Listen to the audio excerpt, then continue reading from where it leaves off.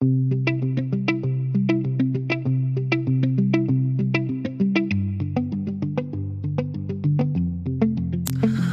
back to another episode of Africa's Big Switch. On this episode, the team and I sat together with Kelly-Ann Mealia. Kelly-Ann is a British entrepreneur and a property developer.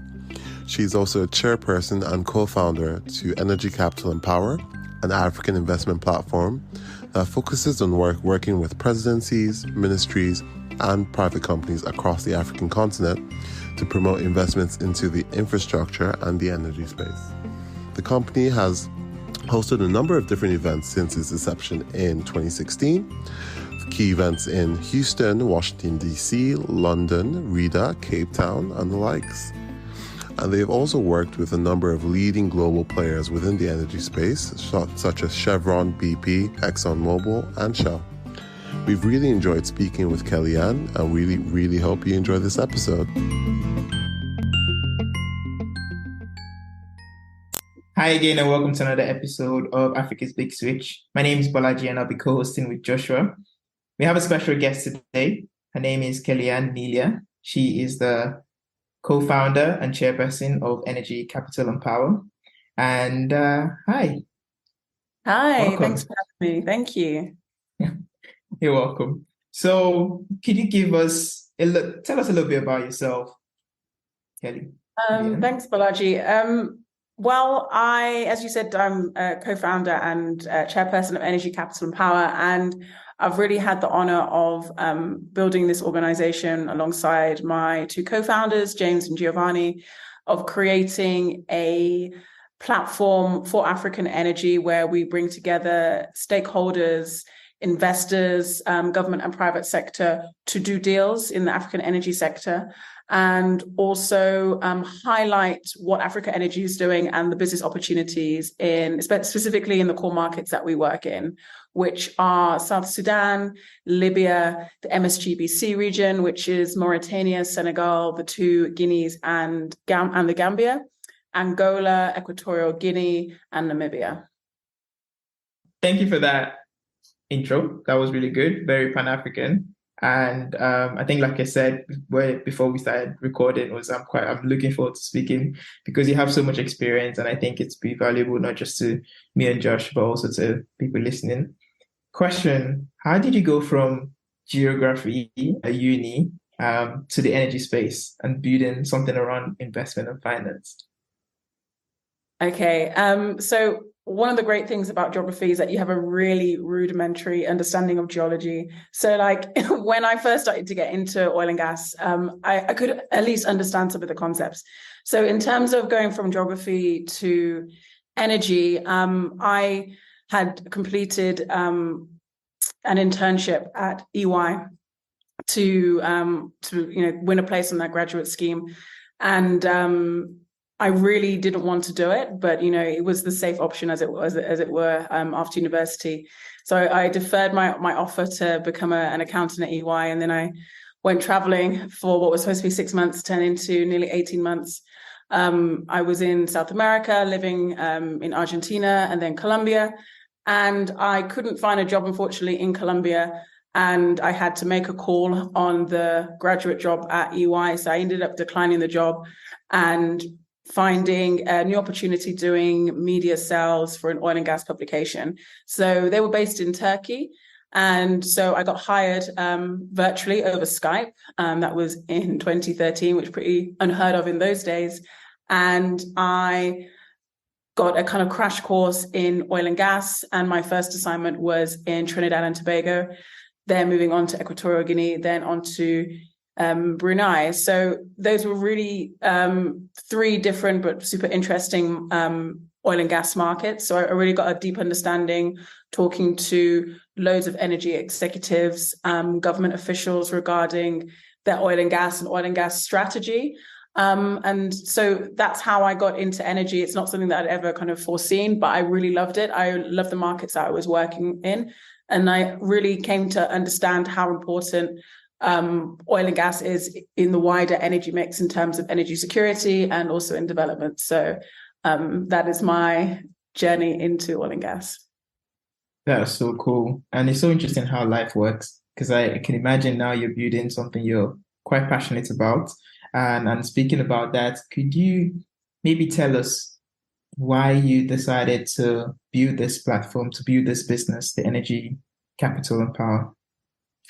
Sure. So, in the company that I was working for, I was doing, advertising sales, and I really thought that there's more to this in terms of the impact that I could have in terms of the markets that I was working in. And with some former colleagues, we kind of branched off and created what was then called Africa Oil and Power.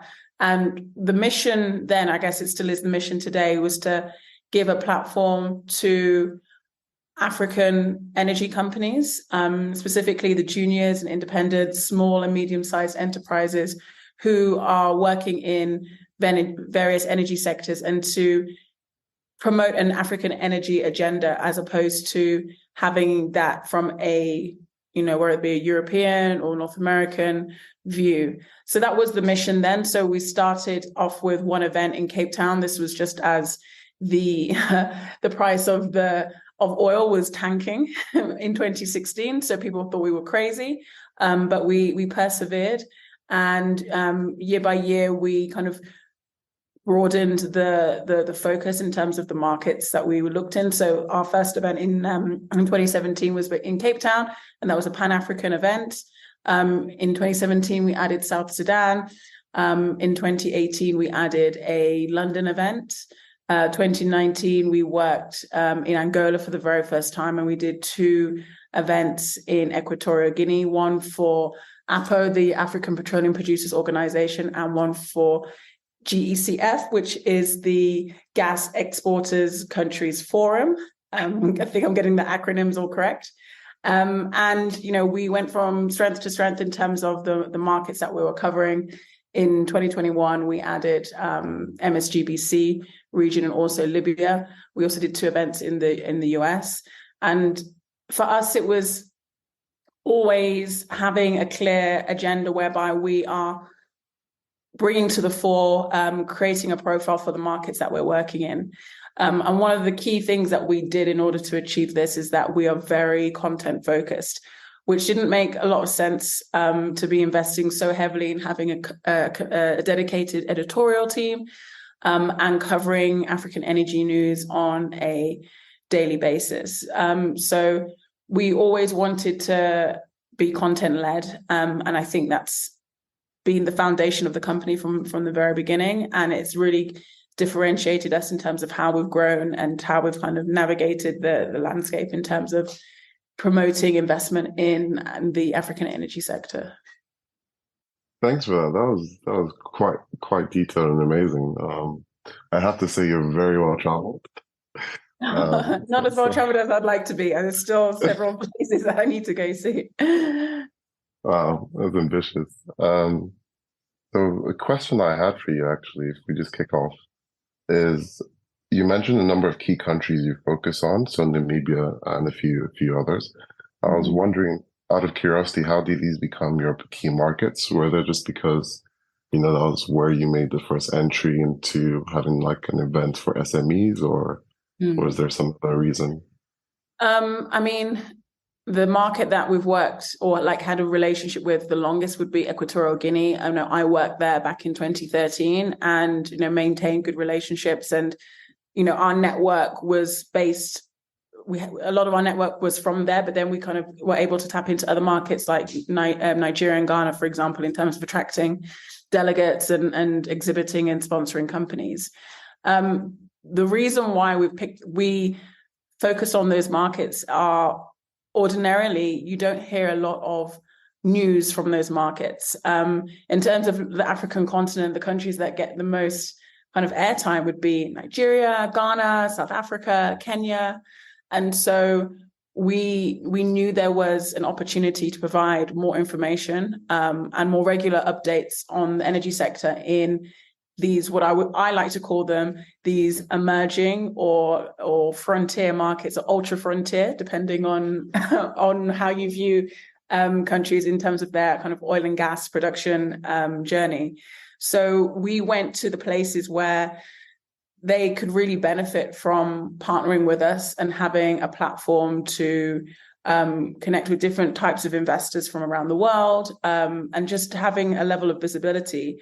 So, your South Sudan, Africa's or the world's newest democracy, has a lot of kind of brand building to do. And we've been part of that journey with regards to their petroleum sector.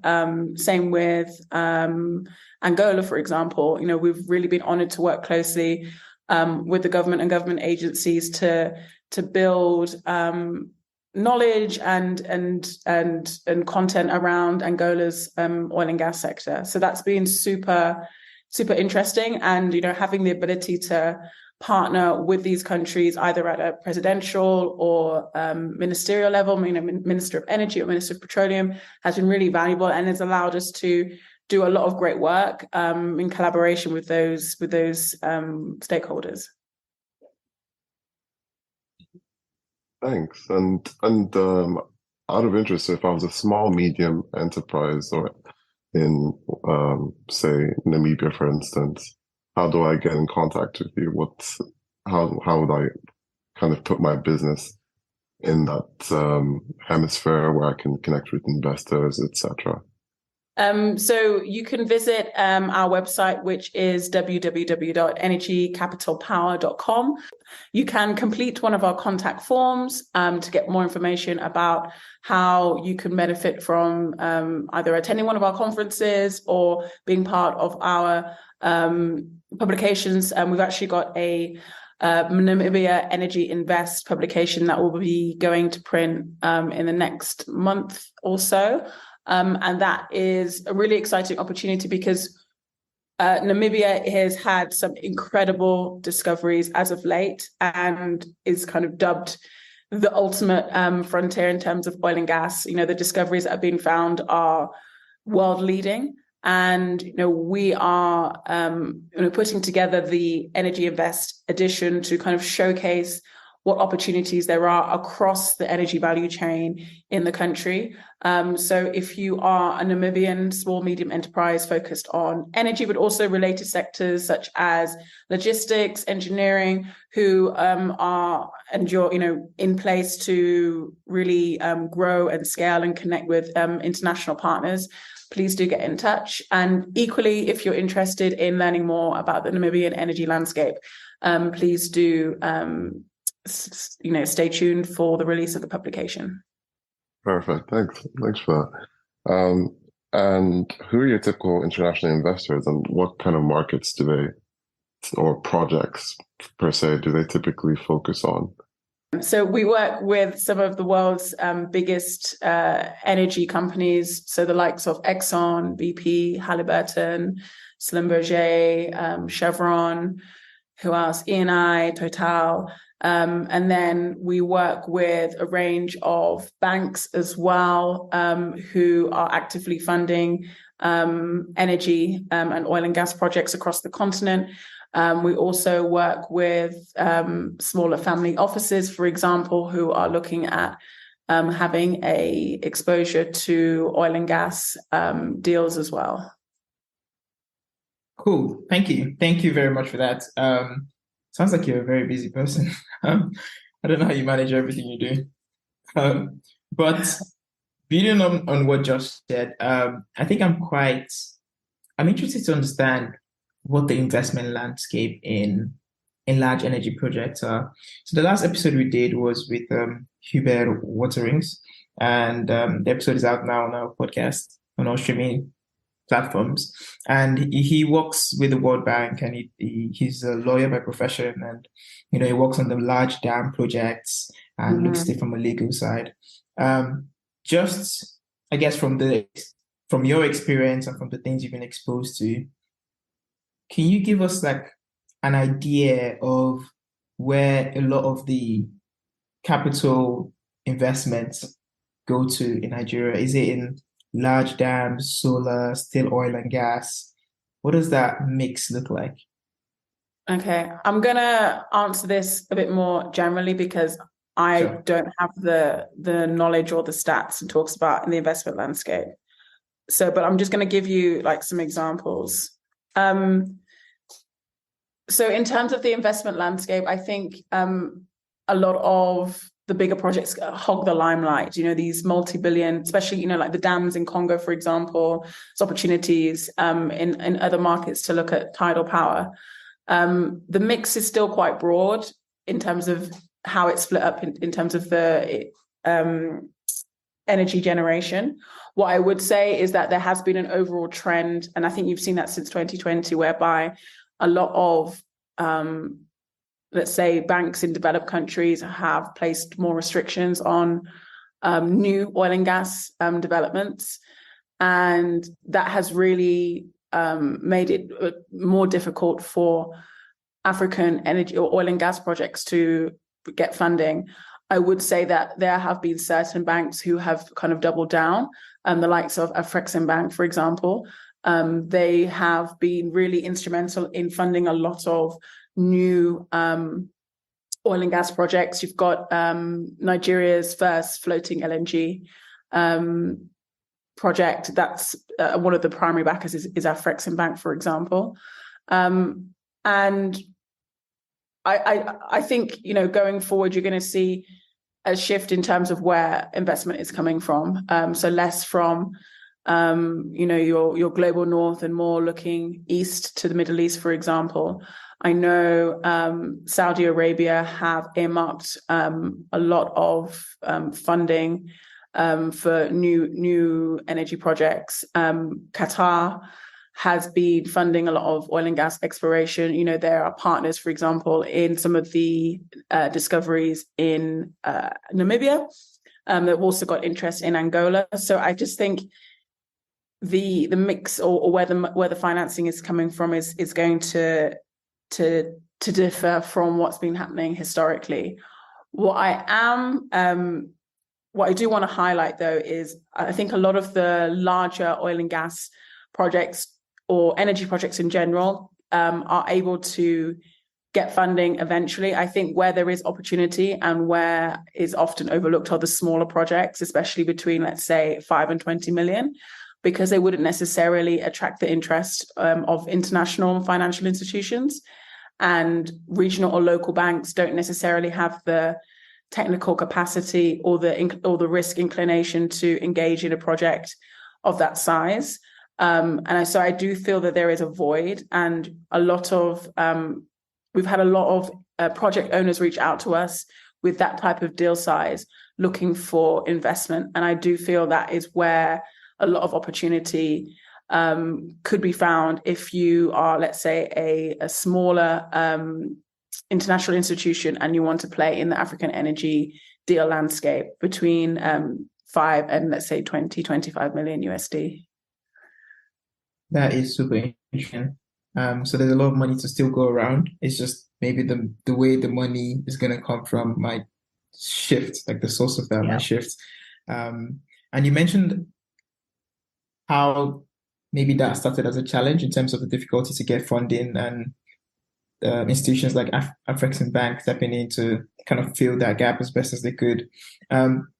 Still thinking about the challenges in terms of the investment landscape in large energy and power projects in Africa. What are some of the challenges that you've identified in terms of it, in terms of investing in like such large energy projects? Are there, I guess, some political resistance in certain parts of the world, in certain parts of Africa? So certain areas, is it more of a problem of delivery? So now we have the money, we can invest, but how do we actually roll it out and deliver on time? I'm just trying to understand a little bit more around the challenges before we obviously go into the solutions. Yeah, I think let's look at Africa as a whole. And I don't think this is really necessarily specific to energy. I think it's cross sectors or cross industries, is that Africa, in a lot of senses, has an image problem, vis-a-vis the rest of the world. So the way that the rest of the world views Africa is kind of poverty-stricken, war, famine, no opportunity. And Africa has like two challenges. It's like correcting the image of the continent and also attracting capital. And I think it is challenging to kind of to do both simultaneously, but I don't think it's impossible. With regards to the larger deals, I don't think the larger deals will struggle in the long term attracting investment, as long as there's economic viability, there is government support, there's some level of government, if not guarantee, but government buy-in where they are a partner in the project, and also a significant amount of due diligence or feasibility study done. As a rule, I don't think larger projects struggle. I think that the image of the country therefore becomes more important, and that's coming down to is the rule of law, as like specifically our contracts, respected? Can international investors rely on the fact that their interests will be respected and be protected under law? I think also just Forex as well, the availability to move money in and out, is that easy to do? Are there restrictions? Are there a shortage of euro or USD, for example, because we know that's the currency that a lot of companies are going to invest with. So you mentioned the niche part of the market you're seeing across African infrastructure for international investors. Could you kind of dive a bit deeper into that? Do you mean that these are just smaller tickets and decide in terms of how much investment is required, or is it more detailed considerations? Sure. Okay. In order to answer that question, I'm going to kind of paint a bigger picture. So, So we know that there's about 600 million people without constant access to electricity on the continent. So that is the problem. And I think by understanding that, it demonstrates to investors that there are so many opportunities to either generate electricity, to transmit electricity, to distribute electricity on the continent, and how that electricity is generated. It can be anything. And that really comes down to a country-specific energy resource availability in terms of what they have to generate, and what their strategy is, whether it's, they're moving towards renewables, or they want to maintain a mix of hydrocarbons to kind of guarantee a strong baseload energy. So when you're looking at that number of people without electricity, it means that literally you can pick a country and find an opportunity in terms of energy. And again, it comes down to what do you want to invest in? We know that there are, loads of marginal fields in Nigeria, for example, that haven't been developed and could be tied into existing infrastructure. We know that, for example, South Africa is experiencing ongoing electricity shortfall due to lack of generation capacity.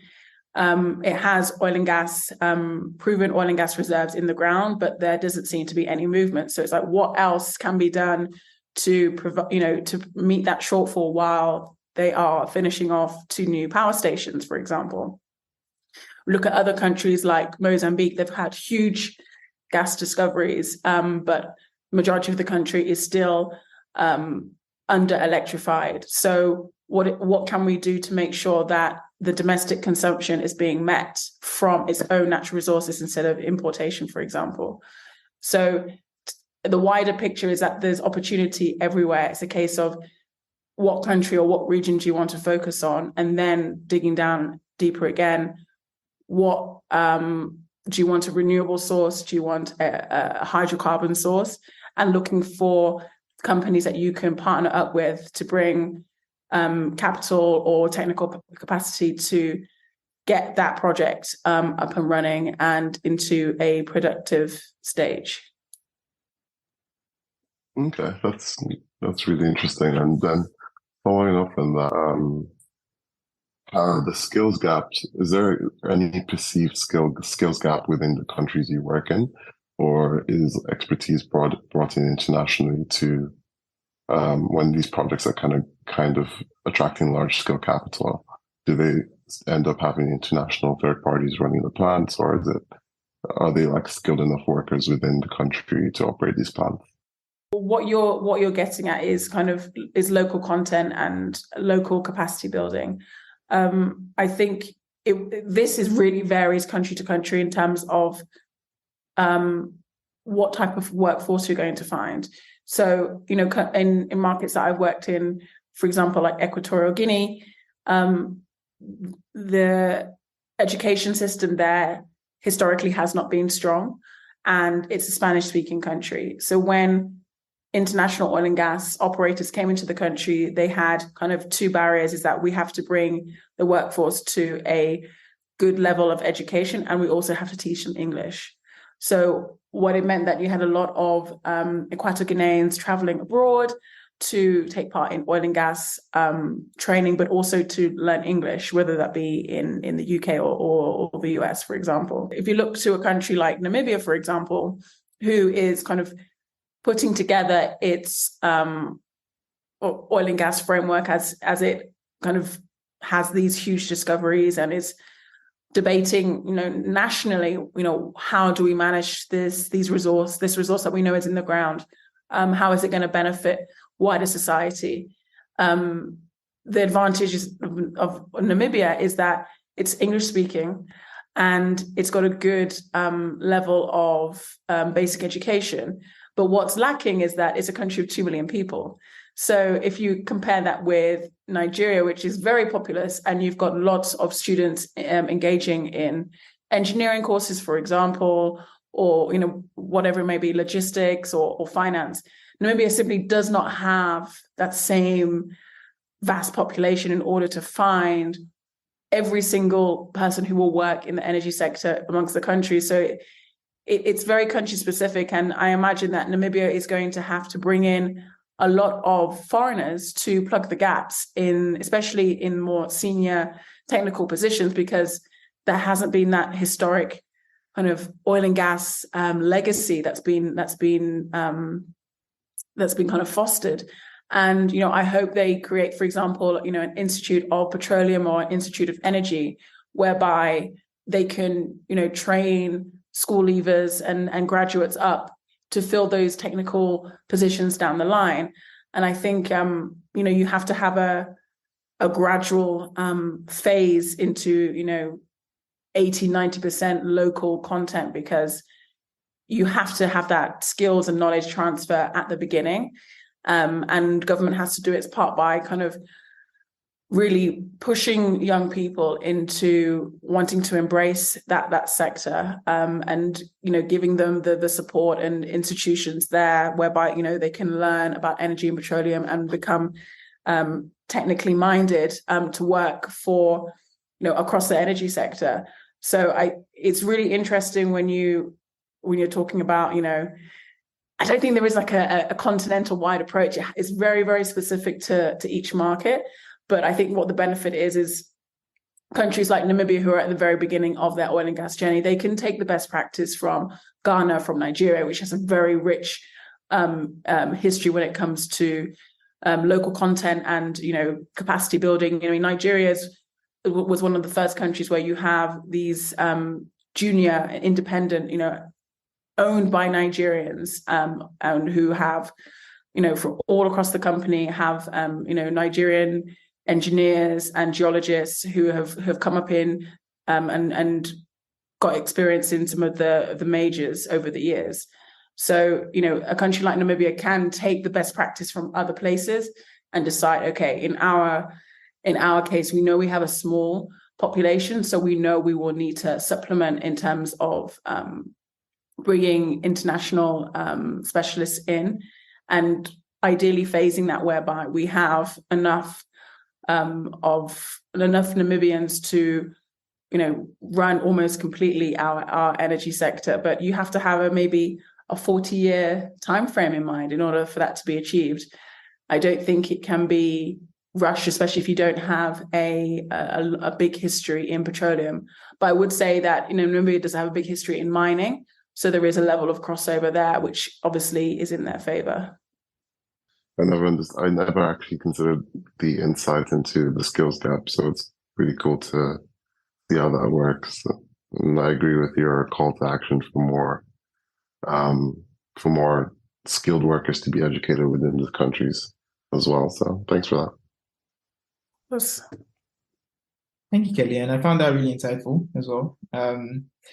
And I would say that, so, while I was in this research, I saw that you wrote an article on Africa's green hydrogen potential, and I found it really interesting. And I think just thinking a little bit more about solutions and some of the potential that we have in Africa, and you've spoken about, some of that. And, I like how you mentioned that there's no one size fits all solution to Africa's problem. I mean, even within a country, it's so diverse, there's so much diversity in the way you do things in different in different regions of the same country. So you cannot just apply one solution to everything, and I appreciate that. But looking a little bit more about the solution side, my question is, what are you hopeful for the future of the investment space in Africa? I'm hopeful for all energy projects to be given the same weighting.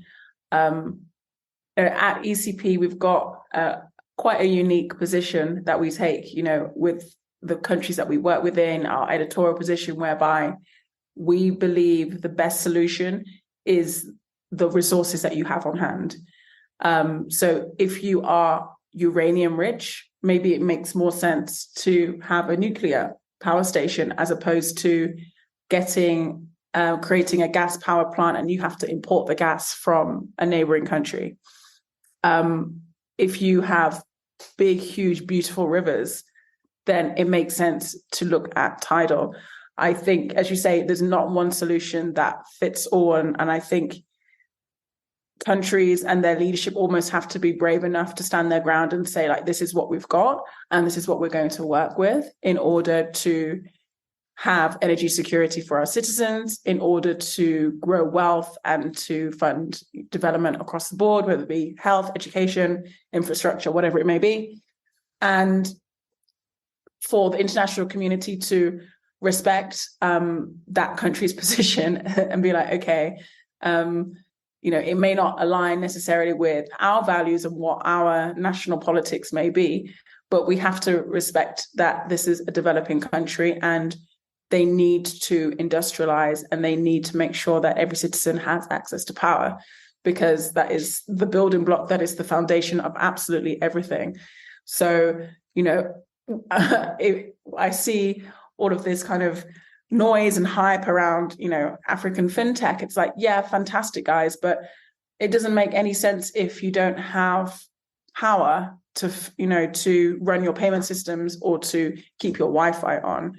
So I'm hoping that over the coming, months and years and decades, that the focus is establishing and guaranteeing the foundation of energy and universal electricity, however that may be generated in each of Africa's countries, and to ensure that is solved so that Africa may go on to thrive and, do phenomenal things through its citizens and, through the different companies that can then be successful and self-sustaining because they do not have to worry about energy access. Amazing. And I have one more question before we ask our bonus question. The question is, what lessons have you learned from your journey in building ECP and in doing so many amazing things in your career? What lessons have you learned that you think would be useful to some of our listeners out there? I think, a couple of lessons. I think, 2020 was a really hard year for our business. Our main revenue is generated through in-person events, and obviously with the COVID pandemic and travel restrictions and everything, it just seemed like there was no possibility for the business to survive. And thankfully it did, and we navigated our way out of it. So I think the first lesson is to always hold on to hope, and that there's always going to be, the sun is always going to come up tomorrow. It feels like the world is ending in that moment, but by kind of continuing through that journey, you realize that there is ability to kind of grow and to regroup. So I think that was a really powerful lesson in our business, kind of navigating that. And I hope if there's any founder or maybe you're working on a project and you're finding it extremely difficult, that it gets better. It may take some time, but eventually it does get better. The other journey that I would also, the other lesson perhaps I would share is hiring people who are way smarter than you, who know way more about their kind of chosen area of expertise. We've recently brought on a CEO to run the business full time, and she's got over 20 years of events experience in Southern Africa, and that's not something that I would be able to offer the business. And so it's really phenomenal to bring someone in from the outside who can really build onto your systems and processes, make them even better, tap into their networks that they've built up over 10, 15, 20 years, who are able to view solutions from a different angle and provide a different set of solutions. I'm not the ultimate expert on oil and gas and energy, and that's not my aim. My aim is to build a team who are, and to build a team who can grow the business better than I could, essentially. So, as I'm in this chairperson role, my view is very, very different.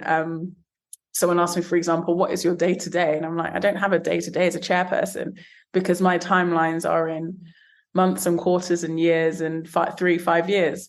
So it's a very different role, but it means that you view things differently, and you're looking for a path of growth and scalability.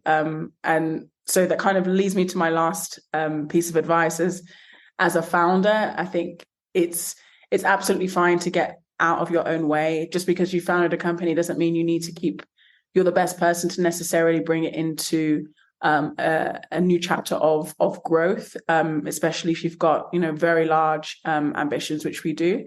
So I think it's wholly acceptable to either work in a role that suits your skill set, or to hire someone as CEO, for example, or managing director, to grow that business to new heights. Wow, thank you very much for that. Those are really good lessons, and I think they're really valuable to myself as well. I need to listen to this again when I feel down. And the bonus question we usually ask all our guests on the show is, if you were to travel anywhere in Africa on an all expense paid trip, where would it be and why? Ooh. I know you've been to a lot of places, so I've been to a few places, but I haven't been to as many places that I would like to have gone to. You know what? I'm going to say Nigeria. I've never been. Oh, nice. Yeah. I'm Nigerian, so I'm excited. That's the first time we're in Nigeria. Really? I would want to go to every state, even up north, where I know it gets a bit sketchy from time to time. But I just feel that there's Lagos hogs a lot of the limelight, but I know there's so much more to Lagos and to Nigeria.